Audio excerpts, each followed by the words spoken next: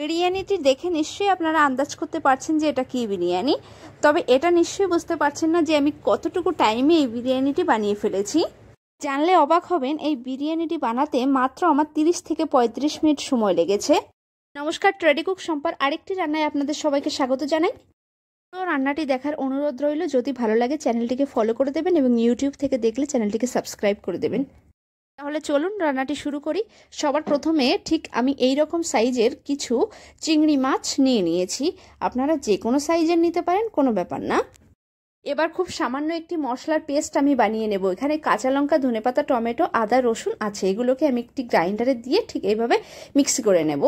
এবার ভাতের জন্য জল গরম করতে দিয়েছিলাম। তার মধ্যে তেজপাতা, সাজিরে, গোলমরিচ, লবঙ্গ, এলাচ, দারচিনি, একটু ঘি, একটু পরিমাণ তেল দিয়ে তার মধ্যে আমি চালগুলোকে দিয়ে দেব।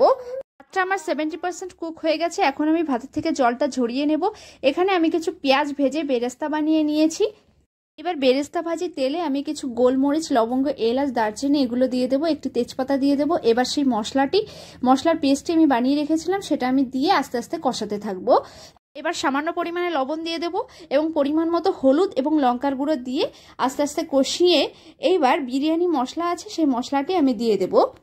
বিরিয়ানি মশলাটি আমি ঘরেই বানিয়েছিলাম। এবার ভাতের যে জলটা আমি রেখে দিয়েছিলাম সেই জলটা আমি কিছুটা দিয়ে দেব। এবার চিংড়ি মাছগুলোকে দিয়ে খুব সামান্য পরিমাণে আবারও কষিয়ে নেব।